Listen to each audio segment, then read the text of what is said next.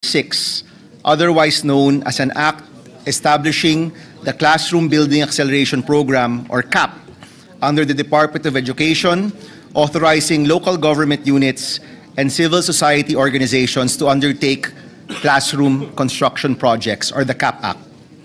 Una po sa lahat, nais po natin pasalamatan ang Philippine Institute of Certified Quantity Surveyors, ang Yellow Boat of Hope, Hope Foundation, ang Atbuhay Foundation, si Architect Peach Buencamino, at si Mr. Lucky Calotes or si King Lux, para po sa pagdalaw ngayong araw at sa pagsuporta at pag-volunteer dito po sa pagbuo ng ating panukalang batas. Dear friends, our sponsorship of this bill comes at a time when our nation is in crisis. Naibulatlat po ang issue ng maling paggamit ng flood control budget dito po sa Senado at sa Kongreso at nailantad po sa ating lahat ang karumal-dumal na korupsyon sa ating gobyerno. Pero nais po nating ipaalala na may isa pang krisis sa ating bansa. 2 months ago, nagtalumpati po tayo tungkol sa EDCOM report at ang nakalagay po doon na 165,000 na kulang na silid-aralan sa ating bansa. Noong Oktubre, nalaman po natin sa DPWH hearing na 22 pa lang ang naitatayo ng national government.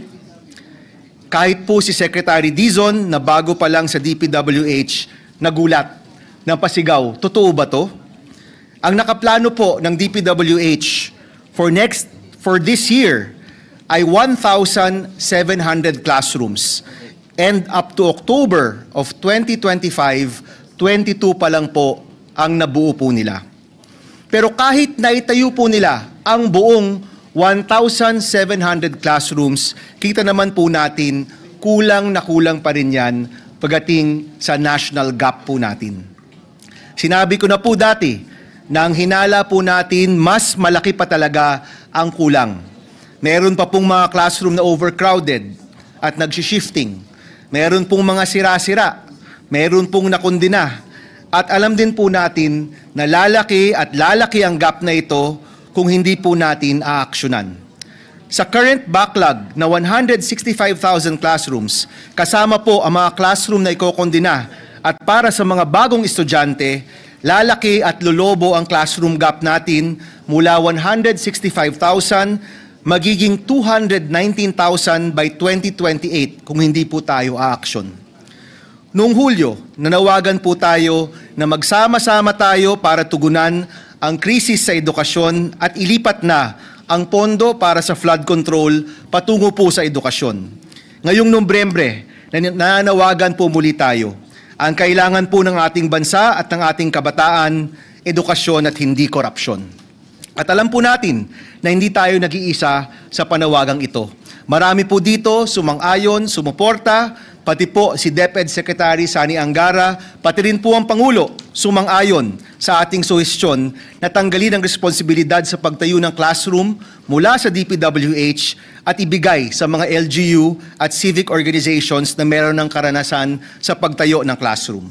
Mula po noon, halos 800 mayor, 800 po na mayor at LGU official ang nagpahayag ng kanilang suporta para po sa pagpasa ng CAP Act. At naniniwala po tayo na kapag sabay-sabay ang paggawa ng classroom, may tsansa tayong masolusyonan ang napakalaking problemang hinaharap ng ating mga kabataan.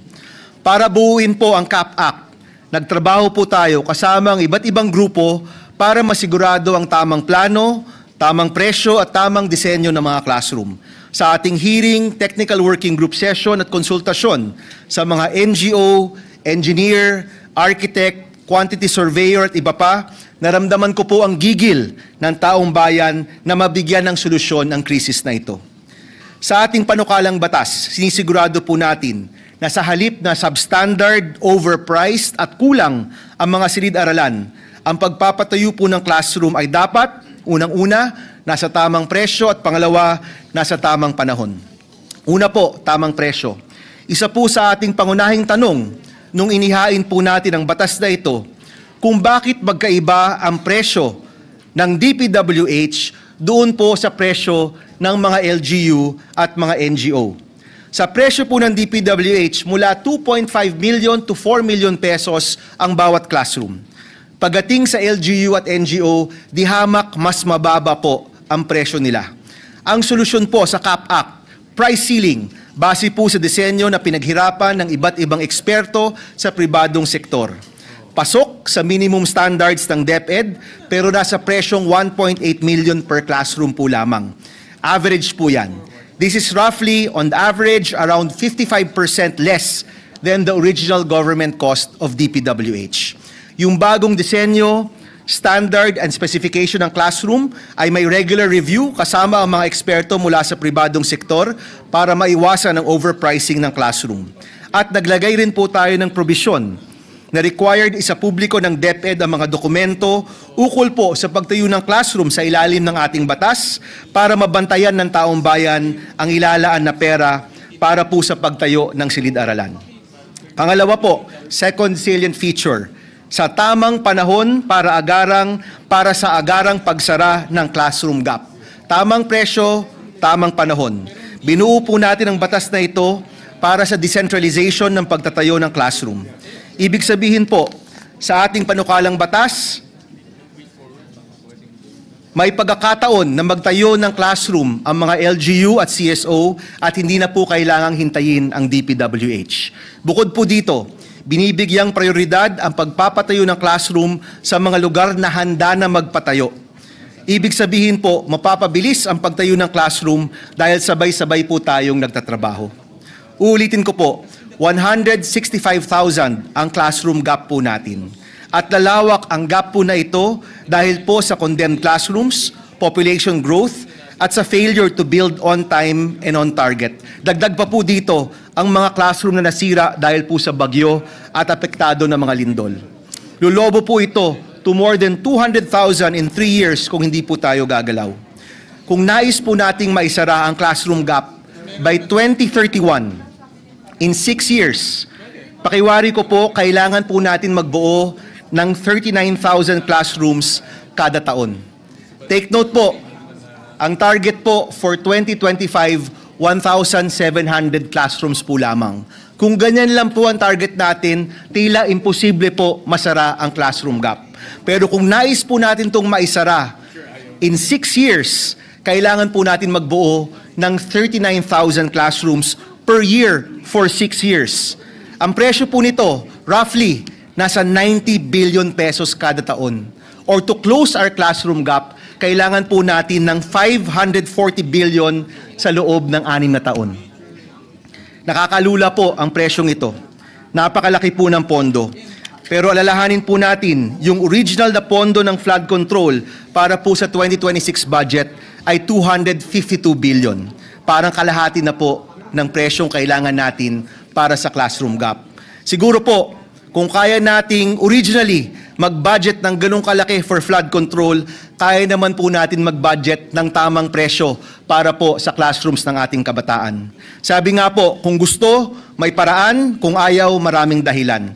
Yan po yung challenge na hinaharap po natin. Hindi lang po yung pagpasa ng bill na ito, kung hindi tamang pagpondo ng classrooms. At natutuwa po ako na sa technical working group, mukhang sumasang-ayon naman po ang chairman of finance natin dito po sa pagtaas ng ating pondo para sa classrooms. Huwag na po tayong magpaligoy-ligoy sa pagtugon ng pangangailangan ng mga estudyanteng Pilipino.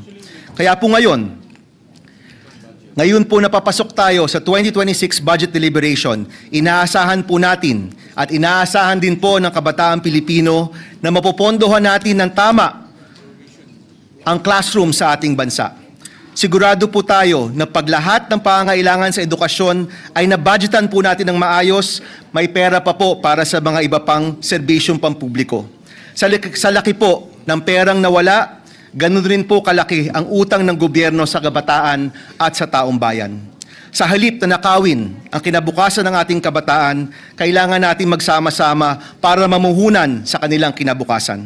Mr. President, mga kasama, when we first talked about the education crisis 2 months ago, sinuportahan niyo po ako dito po sa ating laban para sa dekalidad na edukasyon para sa kabataang Pilipino. Sa harap ng lahat ng pangyayari sa ating bansa, sa mga investigasyon at sa mga panawagan para sa pananagutan, naniniwala po tayo na meron pa ring espasyo para magsama-sama po tayo. At yun na po siguro ang espasyo para sa edukasyon ng kabataang Pilipino. With the passage of this bill, Mr. President, mapapabilis ang pagtayo ng classroom para sa estudyanteng Pilipino. Sa halip na dekada-dekada bago mapunuan ang classroom gap, kung aaksyon po tayo ngayon, inaasahan ko po na masasara natin ang classroom gap bago pa po gumraduate ang nasa grade 1 ngayon. Ito po yung hangad natin. Estudyanteng nakaupo sa silya, hindi po sa sahig. Paaralan na iisa lang ang shift, hindi po tatlo. Silid-aralan na matibay at maayos, hindi po kondenado. Ang hangad po natin para sa estudyanteng Pilipino, silid-aralan na huhubog ng mga galing, pangarap at pagkabayani ng kabataang Pilipino. May utang po tayo sa kabataang Pilipino, Mr. President. Huwag po nating hayaang lumaki pa ito. Maraming salamat po sa inyong lahat. Thank you, Mr. President. Thank you. Senator Aquino, Majority Leader. Mr. President, next to co-sponsor the measure is Senator Francis Kiko Pangilinan. I move that he be recognized.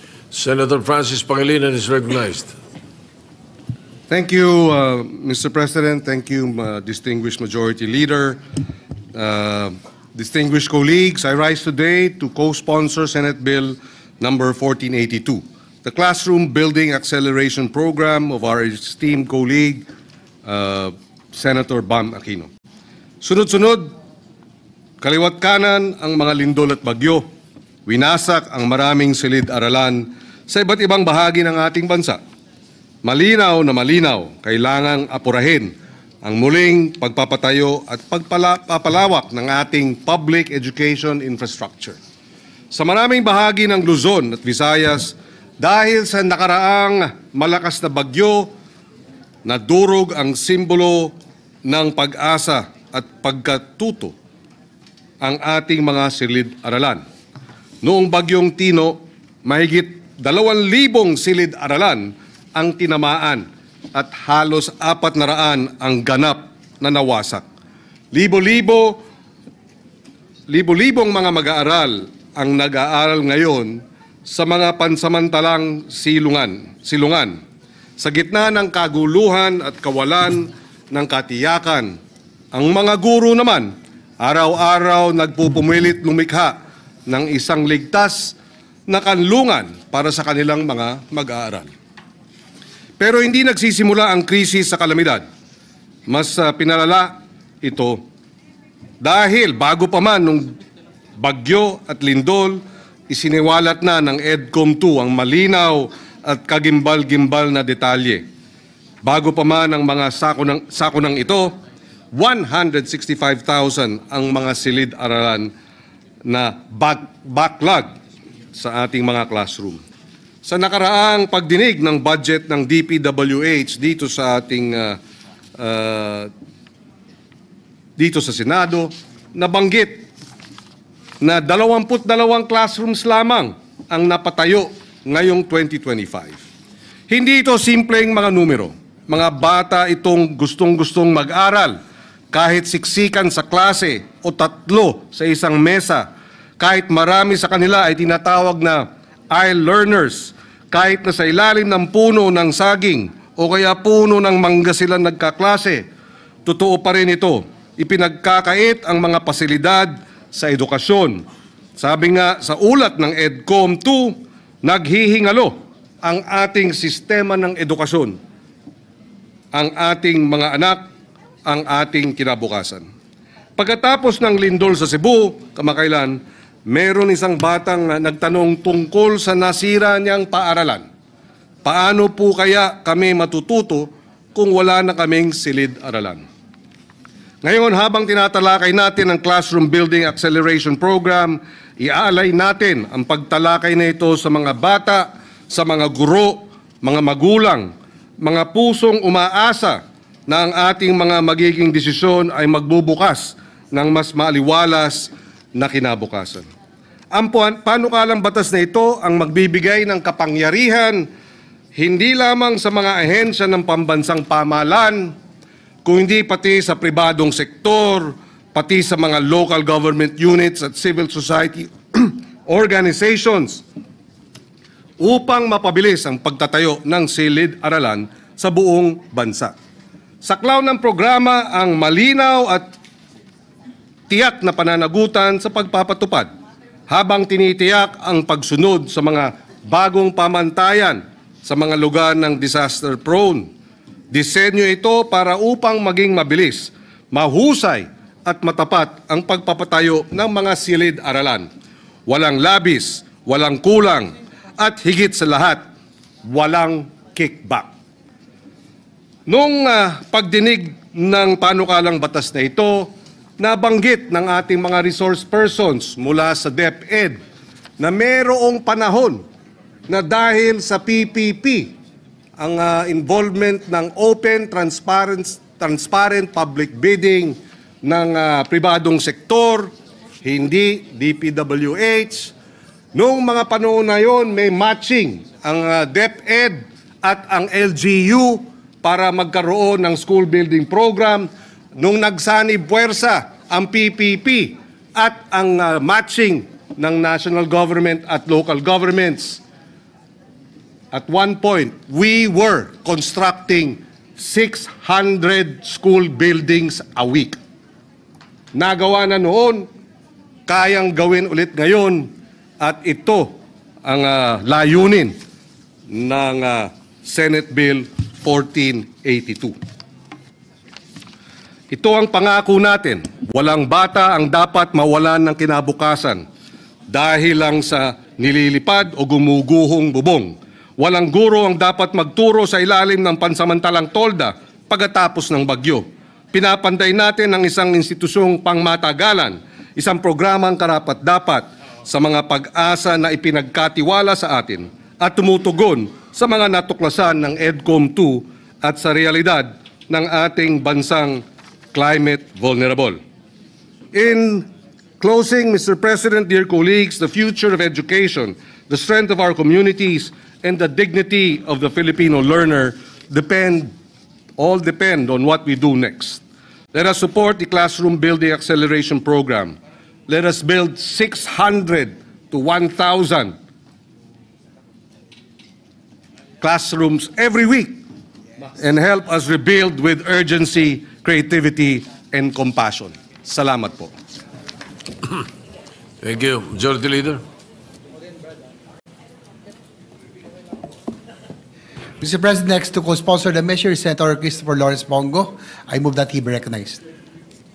Senator Christopher Bongo is recognized. Mr. President, esteemed colleagues, I rise before this August chamber to co-sponsor the proposed measure, Senate Bill number 1482, or the Classroom Building Acceleration Program Act. As the chairperson of the Senate Committee on Youth, I share the same vision of empowering the next generation through education. That is why I have pushed for measures that uplift the welfare of students, educators, and their families. Ang kabataan po ang pag-asa ng ating bayan at bukod sa kanilang kalusugan, edukasyon ang dapat na maging prioridad.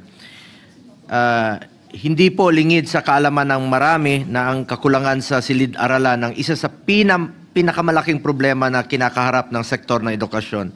For the year 2023, EDCOM 2 reported that there is an existing backlog of 165,000 classrooms nationwide, which greatly affects the learning outcomes of our young Filipino learners. Kahit saan po ako pumunta sa magkabilang sulok ng Pilipinas, pag baba ko doon sa mga eskwelahan, ang nilalapit ng mga teachers o mga principals ay kakulangan talaga ng classroom at pinapakita nila yung mga sira-sira na nilang mga classroom. Nakakalungkot pong isipin na nasasayang po ang pondo para sa mga flood control projects. Sana po inilaan na lamang po ito sa sektor ng kalusugan at kaya po dito sa sektor ng edukasyon para makapagpatayo tayo ng silid-aralan or classrooms. Sa 1.2 trillion na budget para sa flood control mula 2022 hanggang 2025, aabot sa 300,000 to 600,000 classrooms. Sana ang naipatayo or 60,000 evacuation centers. Batas na po ito through Ligtas Pinoy Centers Act, or 80,000 health centers, or even 800 tertiary hospitals ang pwedeng may papatayo sa mga pondong ito. This proposed measure stays true to the state's constitutional mandate to provide quality education to each and every Filipino learner. Dapat lamang po na magkaisa ang iba't ibang sektor ng ating lipunan upang mapunan ang kakulangan ng silid-aralan ng ating bansa. With this bill, the participation of different vital sectors of our society will be encouraged, thereby strengthening the partnership between the national government, local government units, private sectors, and civil society groups. Malaking tulong po dito yung LGU dahil mas alam nila ang kakulangan ng classrooms po sa mga lugar nila. Mr. President, I manifest my full support for the passage of this significant measure, and I also respectfully submit to this chamber my interest in being made of one of the co-authors of this important piece of legislation. Maraming